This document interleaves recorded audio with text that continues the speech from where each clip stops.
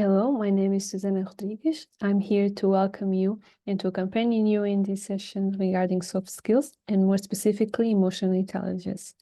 This skill specifically influences how we connect with others, how we handle stress, how we navigate life challenges. Either you are managing a team or resolving a conflict with a friend, or just trying to stay calm during a rush hour traffic, emotional intelligence will play a key role in your life. So in this session, we'll explore what emotional intelligence is, why it's matter, how we can develop it. And by the end of this session, you'll have practical tools, not only to improve your relationships, but as well your decision-making and your overall well-being. So let's get started and have our skills increased for sure. So, as you know, this is the session regarding specifically emotional intelligence. It is a part of 4 subtopic sessions, models regarding emotional intelligence. Besides this module of emotional intelligence, there's already another module that you have witnessed regarding, or should have witnessed regarding active listening and assertiveness. Then we'll follow mediation and conflict resolution, and as well we'll finish with time management and adaptability. All of the subtopics will include in a soft skills modules that will be certified in. So here's what we'll cover throughout more or less the sessions. We'll define emotional intelligence and why it's important. This is the slide that we are on currently. Then we'll dive into the 5 main components of emotional intelligence, such as self-awareness, self-regulation, motivation, empathy, and social skills. For each, we'll explore as well real-life examples to see how the work in practice happens on a day-to-day basis. And finally, we'll discuss the overall benefits of having high emotional intelligence on our day-to-day. So on this slide, you can see what exactly is emotional intelligence. It's the ability to recognize, understand, and manage your own emotions, and as well as the emotions of others. This is the key point in how we work well in society. And why this is matter even. Imagine that you have a manager handling a stressed out employee, for example. This can complicate a lot the relationships. So this as well can improve decision making, increases resilience, boosts leadership skills, and promotes mental well-being by fostering self-awareness for your own understanding of yourself, and then your own control and own management of yourself, self-regulations. So in this case specifically, when a manager with a high emotional intelligence will be able to recognize in himself the signs of stress, and then as well empathize with the employee, how they are feeling, how they will be able to better respond to the situation. And in this case, they will respond with understanding instead of frustration. This builds not only trust, but as well improves productivity in the overall team and strengthens the working relationship between, in this case, specifically 2 different people, of course. In everyday life, emotional intelligence can help specifically in chasing relationships through better communications, making more balanced decisions, just like I said, combining both logic and emotions, and increasing resilience in tough situations, in situations of crisis. Either if it's bouncing back from a setback, you are delayed in a project that you need to deliver, you are delayed in an article that you need to submit, you are late in a situation that seems to be too overwhelming. Staying calm during a heated discussion when there's a stressful situation, it will improve not only your team's relationship, but as well, most of all, the quality of work. So we'll now cover the actually 5 components of emotional intelligence. Specifically, there are 5, according to the psychologist Daniel Goleman. And these specifically ones are self-awareness, recognizing your own emotions and their effects on others. So in this case, the ability to recognize and understand your own emotions, strengths, and limitations. Self-regulation basically is the capacity to manage and control your own emotions, especially in stressful situations. Maintaining calm and discipline basically is managing emotional reactions to a specific situation, and that's what we do not want. Motivation, the inner drive to pursue goals with energy, persistence, and a positive attitude, even in the face of challenges. And basically is mainly maintaining an inner drive to achieve these specific goals. Then we have as well empathy, that is the ability to understand and share the feelings of others, fostering better connections and emotional support. This is when we not only understand the emotions of others, but we are able to recognize them, to connect with them, and as well be understanding of their emotions. And as well, finally, we have soft social skills. So basically, the proficiency in managing relationships, building networks, and effectively communicating and collaborating with others. And effectively communicating, this is a very key point, because sometimes we are communicating, but we are not doing it effectively. We are not effectively listening. We are not effectively speaking. So this is as well, it's important to have this module of soft skills as a whole, where you have mentioned as well active listening in your sessions, and you have worked on the topic. So this is as a combination of soft skills module that will combine different key actions within the soft skills, and as well how they intertwine. And this is how in social skills why it's important as well to be active listening, and as well to include empathy in these actions, in these interactions between the society, but as well be assertive talking and assertive communicating. So now, to better understand more or less what the actual implications are of these 5 components of emotional intelligence, we'll break down each of them with specifically examples and specifically impacts in our day-to-day life, because it's better for us to get this real understanding what these 5 components are.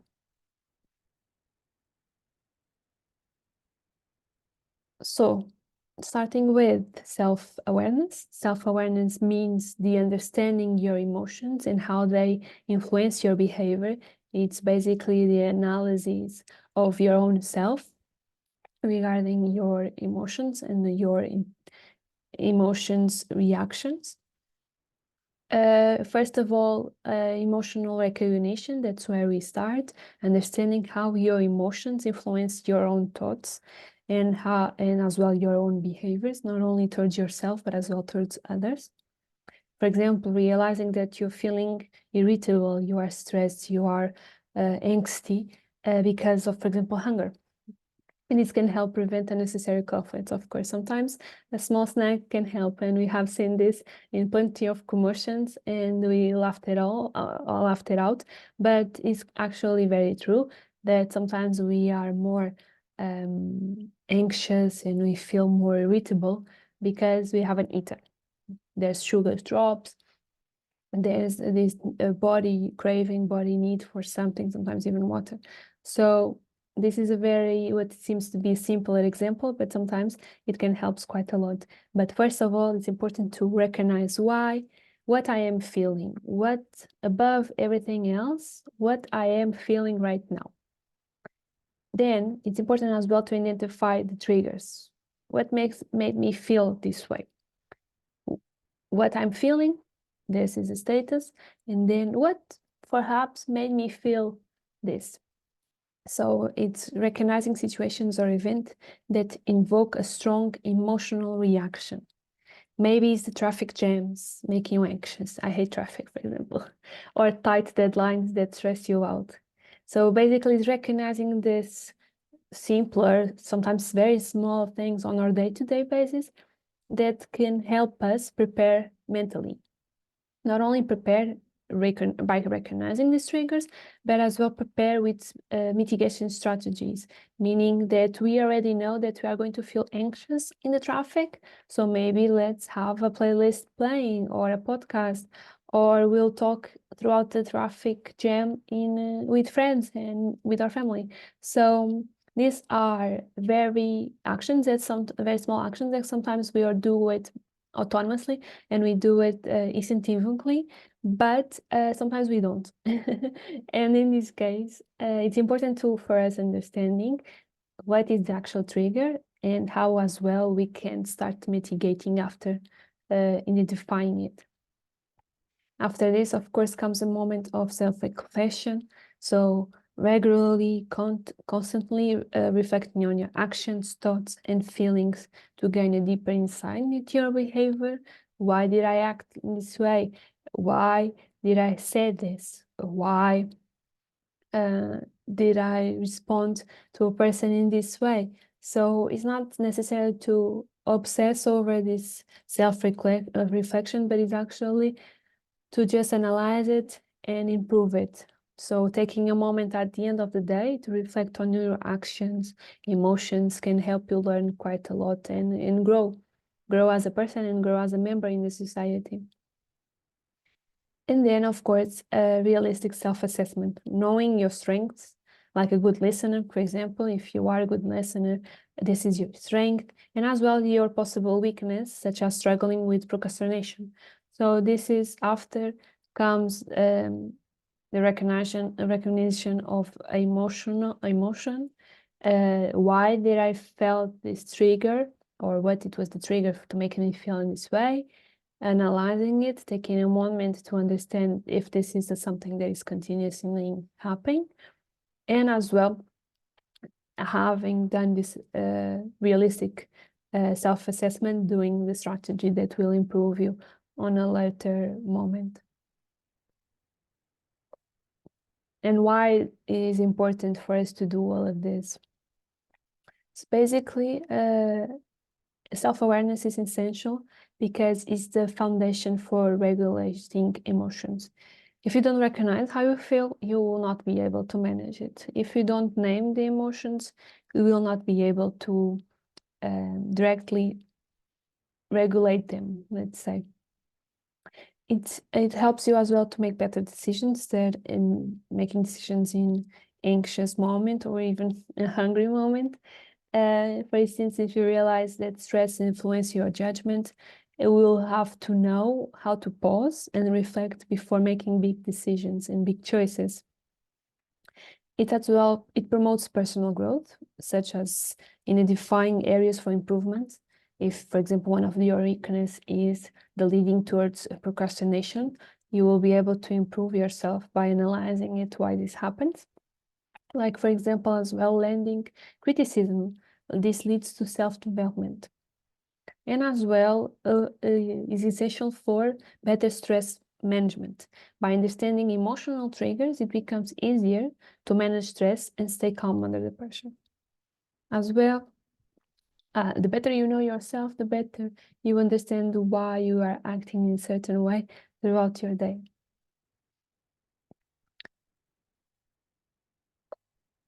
Coming to the key points of self-regulation. So now we pass through a point of understanding, of identifying, realizing that we are feeling this emotion. What we do after, and this is what it is, self-regulation. It's basically about staying in control of your own emotions. You understood that you were anxious and this was making you act in a certain way. Self-regulation means understanding that you are anxious, but as well you are the owner of your own emotions and you'll not be led by the anxiety that you are feeling, for example. Emotion control basically is the ability to manage disruptive emotion and impulses effectively. You can feel normal, but something happens throughout the day and you feel this intense emotion suddenly. For example, imagine getting an email that frustrates you.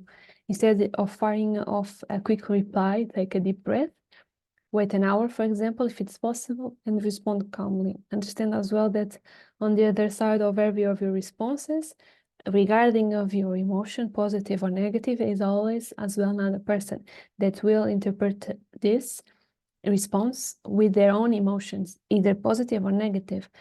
So as well, having this understanding and sometimes helps you as well control your emotions, understanding that your reaction will have as well a reaction on the other person on the other side of a simple email, for example.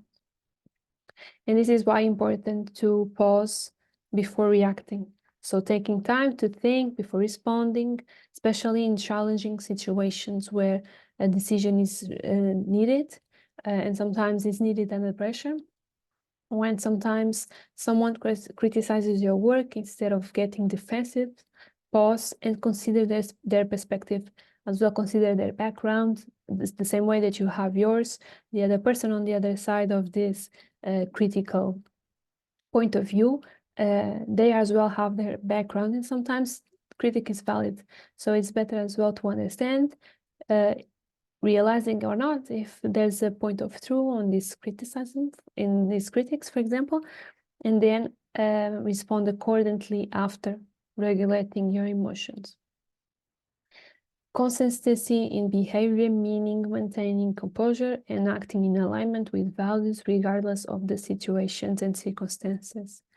Meaning staying composed even when plans change unexpectedly, and this as well shows maturity, and specifically more in emotional maturity, emotional intelligence, meaning that you are able to understand that the situation provoked you an emotion, but you are in a constant state of behavioring, let's say in this way, and you'll not act on this emotion, okay? And then, of course, adaptability, being flexible in adjusting to changes and setbacks without losing focus or composure. For example, if a team project shifts direction, flexibility helps you adjust without getting overwhelmed. Life is about adaptability. Unfortunately or fortunately, we just have to be resilient to it. You just have to be able to, if life throws you a curveball, you just catch it and use it. So this is the way of living, in the sense that there's always going to be something happen that will provoke us a strong emotion. It's either us to let it bother us, it's either to us to let it influence us in practicing a certain action, reacting in a certain way that will jeopardize our own selves. So this is why it's important as well to have this understanding that adaptability, regardless of what is thrown at us in life, it's quite important. And this is what is leading us as well of the importance of regulation. Basically, self-regulation, doing the regulation for ourselves after the self-awareness, is improving, and it's important for better decision making. By managing emotions, individuals can make more rational and thoughtful decisions, respond thoughtfully instead of impulsively, instead of reacting. For example, thinking carefully before making financial decisions, of course. Sometimes we as well are acting on emotions, on anxiety, on happiness, on sadness, and all of these are very quite valid emotions, but we need to understand as well if this is action taken in a responsible way, or if we are just acting on these emotions. A practice that quite, for example, in the specific financial decision, practice that is taken is when to buy something, when to invest. If it's something that seems reasonable during a long period of time, instead of something spontaneous and immediately, it's understandable and it's more responsible than to just act on the emotion on the moment and just make that financial decision. Another aspect that the self-regulation is important for example, stress management. Perhaps in reducing impulsive reactions and better handling stress or high pressure situations. You'll feel less overwhelmed in higher pressure situations after the continuous working on this stress management. Once again, you can feel a little bit of anxiety, stress, overwhelming in a sense under stressful situations, and the continuous practice of understanding that you shouldn't react through stress, especially in contact with others, will help you in a lot of situations. As well, for example, an enhancement of professionalism. This demonstrates the reliability and maturity of a person, fostering trust in the professional and personal relationships. By staying calm in tough situations, builds trust on you as an employee. It builds trust as a professional relation, and as well in personal relations. And overall, self-regulation promotes well-being, encourages emotional balance, leading to a better mental health and as well physical health. By managing your emotions helps reduce, for example, burnout and anxiety. So the overall understanding of the feelings, reacting and regulation of the feelings overall will improve your mental and physical health, because there's impacts directly of emotions. If you're happy what is happening, your heart is probably beating super fast. But it's the same situation that happens in stressful situation. When this occurs very often, it has an impact on your physical health, on your shoulders. If you are stressed and you feel anxious, what is happening? Your muscles in your shoulders, in your neck are tighten. And this has, of course, an impact on your physical health. This is something very simple, something very small, just by the acting of understanding that you are feeling that emotion and regulating yourself will have a better impact on the overall health of yourself. Okay. Jumping to motivation. So motivation is basically what keeps you moving forward. Motivation is important. The same way that stress is important. The same way that you not deliver the project that you need to do on the next day. If you not feel stress can be a positive. In the same way that motivation can be positive. What is happening is that motivation we see it as a positive, with a positive connection, and stress often is seen as a negative connection. It's as well for us to understand both are good. We just cannot let either of them dragging us down. So, because stressful is motivation, stress is motivation as well in the sense. So, for example, this intrinsic drive, this motivation that comes from within, driven by personal satisfaction or passion rather than external rewards, and as well this push to finish a deadline, to finish a project, because we know that it's important. We consider that is reflective of our own work, of our own action. So this is the motivation moving us forward, basically. Maybe you are learning a new language, not for a job requirement, but for example, personal fulfillment. This is the intrinsic drive. As well, there's motivation for a goal-oriented focus. So a clear sense of purpose and direction, staying focused on long-term objectives. For example, marathon runners sticking to their training schedule despite the weather. So staying focused on your goal will help you as well reach it, and the continuous action every day towards that goal. Not the reach of the improvement of each day.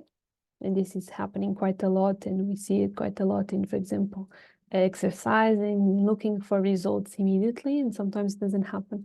So staying focused on the goal will help you continue working towards it without getting demotivated from it.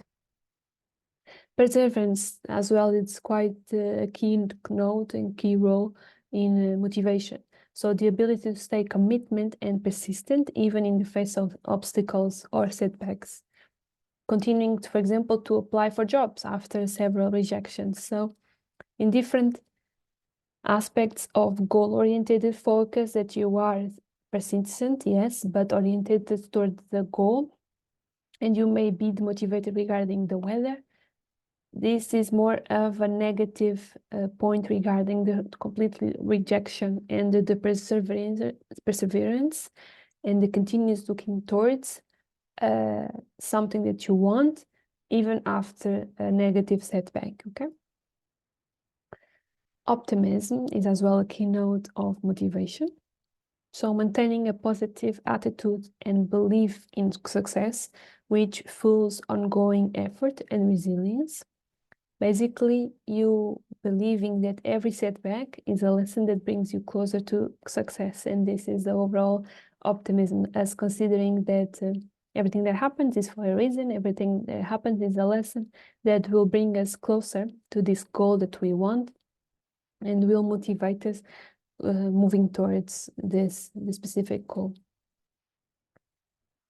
So after us covering the key points of motivation, we'll see now why motivation is as well important. So basically, why motivation is key. Achieving personal and professional goals.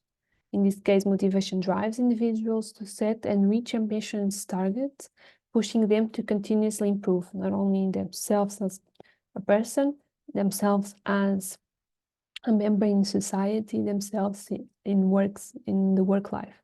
So this will help you reach ambitions in professional and personal goals.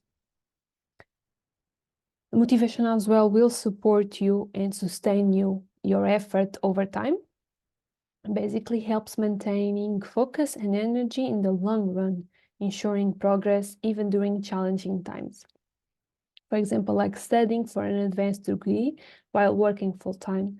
So as you see, there's this step back, there's these difficulties, but motivation will sustain your effort over a long period of time. As well, motivation promotes resilience, basically motivates individuals that are better equipped to handle failure, recover quickly, and keep moving forward. So motivation as well, the continuous achievement of a goal through motivation will as well promote more resilience towards the barriers, towards the difficulties of the other goal. So the more you keep moving towards moving forward basically with motivation, the easier we'll get as well when the step back happens. And this is why not necessarily that the next step back will be simpler or easier. No, it's meaning that you are more resilient and you understand the benefits, the importance of motivation. You understand that keeping you on this path that you are will move you towards the goal. So as well will motivate you to continue. So it promotes as well resilience towards a failure in the case that something will happen. And as well, motivation enhances productivity. So for example, motivation fosters a proactive approach, leading to higher levels of engagement and efficiency. You basically stay proactive instead of reactive. So if you have a goal, you are motivated to reach that goal, you will do in your power what you can do to reach that goal. Instead of reacting to something happening, you will do something previously. You will be proactive to that situation. You'll try to act more quickly towards setback, something positive, whatever, but you stay proactive towards this goal. Motivation as well is one of the 5 elements of emotional intelligence, and the other one is specifically empathy as well. Empathy is basically understanding what others are feeling, understanding that others as well are a member in society, such as ourselves, and they have their own background, they have their own feelings, they have their own situations, they have their own setbacks. And having this understanding that they probably are feeling something on that moment regarding all this information that we just mentioned, it's empathy. So basically, this emotional awareness, the ability to recognize and understand the emotions of others. So, see, for example, when a friend is upset, even if they haven't said anything. Sensing when somebody is nervous because they will have a test or because they are a little bit scared for a health reason. So having this understanding that something is not quite all right with a friend, with a family member, with a colleague, is basically emotional awareness. We can have a very high key point and very high emotional awareness regarding others and lacking it in ourselves. And as well, the same way, other way around is true. We can lack emotional awareness for ourselves and have it very low for others. So having both is quite as well important. Perspective thinking is basically putting yourself in someone else's shoes to understand their feelings and viewpoints. So understanding when a colleague is stressed before a deadline. So not only can you understand that somebody is feeling that emotion, but you can now step into their shoes. You can as well have this perspective taking. Basically, when you understand they are feeling this emotion, why? Because they are in this situation specifically, and you can correlate with that. Besides this, active listening, once again, it's what I've said in the past, and as well you have worked on. Basically paying attention to what others are saying, not just the words, but as well through non-verbal cues. Paying attention in a conversation and responding thoughtfully. Because sometimes people are nervous, they'll move their head, they will have tics, sometimes they'll cry as well. It's a valid reaction. But having this understanding that people can talk without having to say anything. So this is as well active listening. Touching on the key points of empathy, we'll now understand why this is important, the emotional awareness, the perspective taking, the active listening, and as well the non-judgmental approach. Why this is a key point, basically, being open-minded and withholding judgment while understanding others' emotions and situations. Listening to different opinions without dismissing them immediately. Everybody has their own background and everybody's going through their own emotions, and having this as a non-judgmental approach will be quite important. So we'll now understand each of them and their importance correspondingly, of course.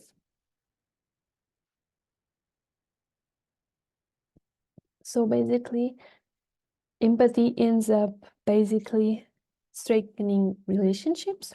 Empathy fosters trust, deeper connections, and better communication in both personal and professional settings.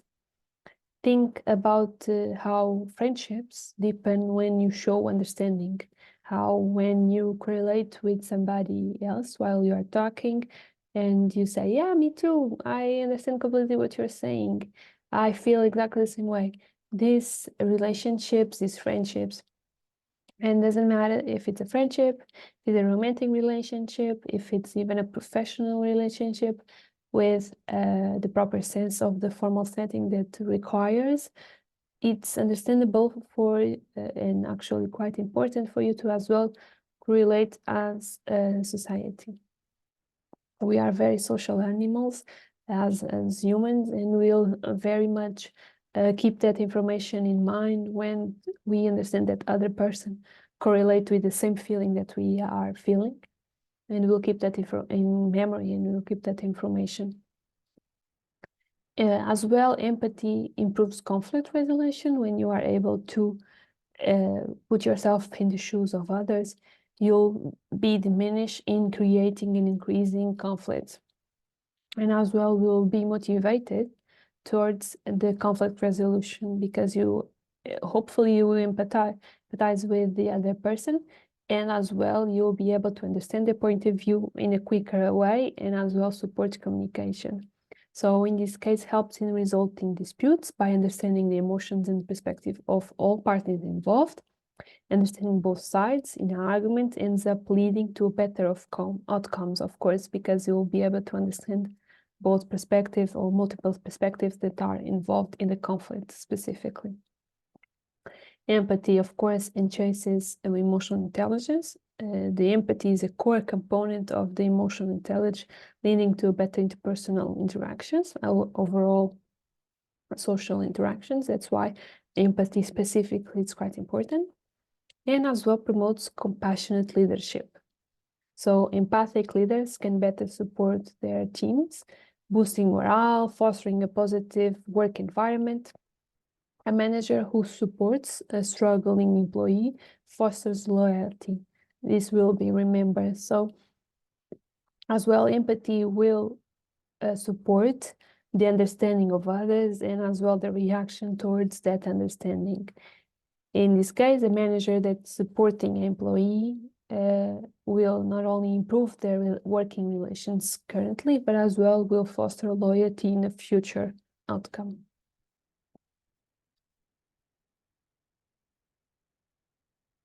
So we more or less reached and talked about the 5 components of emotional intelligence and as well their reality and practical points and practices within our day-to-day life. And basically, we reached to the final emotional intelligence component, that is the social skills. Basically, the social skills will help you navigate relationships smoothly through either effective communication, basically the ability to convey ideas clearly and listen actively in conversation. Basically, for example, in a practice setting on your day, you will be expressing ideas clearly in meetings, and that's why effective communication is quite important as well. Building rapport, developing positive relationships through mutual understanding and respect. Remember, personal details about colleagues will help and strengthen bonds. And this is quite important as well, that when people are actually listening and active listening, they will retain and collect information regarding others that when brought up in a conversation will as well strengthen this relationship with within different settings. So as well bringing up information that the person that you are talking and socializing in what context it is, but bringing something that they mentioned in the past will as well foster and improve this communication and this relationship, okay? As well, for example, conflict management, navigating disagreements and finding constructive solutions that satisfy all parties. Handling disagreements constructively, like, for example, finding a compromise, it's quite important. And this is while having social skills in a group setting, in a personal setting, like finding a compromise is quite important. Collaboration, for example, working well in teams by encouraging cooperation, sharing responsibilities, and building trust. Working on group projects or constructing an article, developing a project with shared responsibilities can be quite an effort and quite a task. The constant communication, constant collaboration, the sharing of responsibilities and equal responsibilities will as well build trust, not only, but as well it's quite important in society to develop this ability to collaborate with others.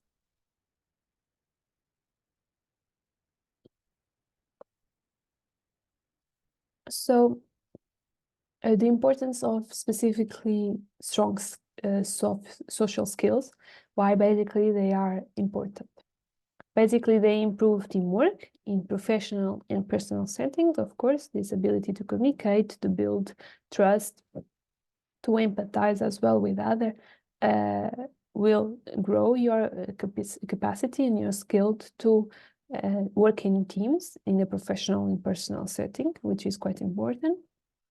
Strengthen leadership, by inspiring trust and connection, building networks that can lead to, for example, career opportunities, to fun moments, to experience the world as well. So by having strong social skills, developing these skills along the time through communication and the other key points, build networks, of course, build relations throughout your environment, but as well internationally, and then can lead to further opportunities, either personally or, of course, professionally. And as well enhance negotiation and persuasion abilities. That's they are a key point and a key focus as well in a professional setting. What are the actually benefits of having high emotional intelligence? And this is what we have reached throughout our little session that we will work on as well throughout this module, is why it's important and truly the high benefits of emotional intelligence.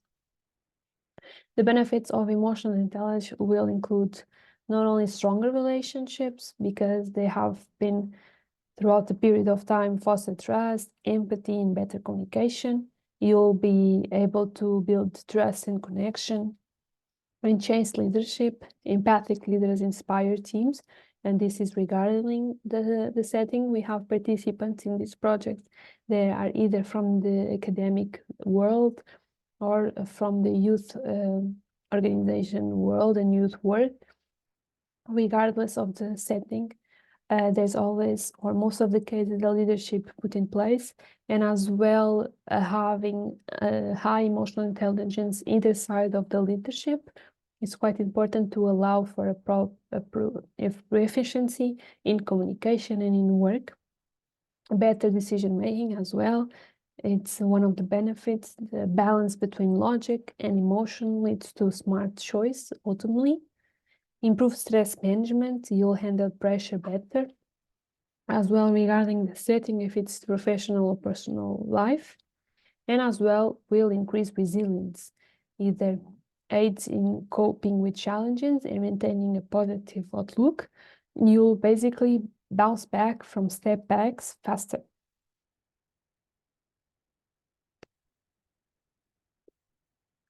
So we reach the end of our session. Thank you so much for paying attention, to listen from the other side. We will be doing active work towards building emotional intelligence with activities, with practices, and as well practices that you can do autonomously, and practice in our sessions that we'll do with people from the 6 countries involved in the project, and you'll be able to as well grow this type of skills and build your emotional intelligence with people from the other side of Europe almost. And that's a key point of this project. So remember that improving these skills takes time, of course, but every small effort counts as well. Practicing throughout these modules during this month in the virtual exchange. Start by focusing on one specific area, and throughout our practices, we'll focus on the different emotional skills as well. But as well, we'll be having practices that either focus on one, or as well, we'll be focusing on 2 or 3. For example, like being more aware of your emotional triggers throughout your day, or listening more attentively. Over time, you'll see improvement in your relationships, in your productivity, and your overall physical and mental well-being. So thank you so much for joining, and I hope this helps you develop a stronger emotional intelligence every day and your overall life. Thank you so much, and have a great rest of your day. Thank you.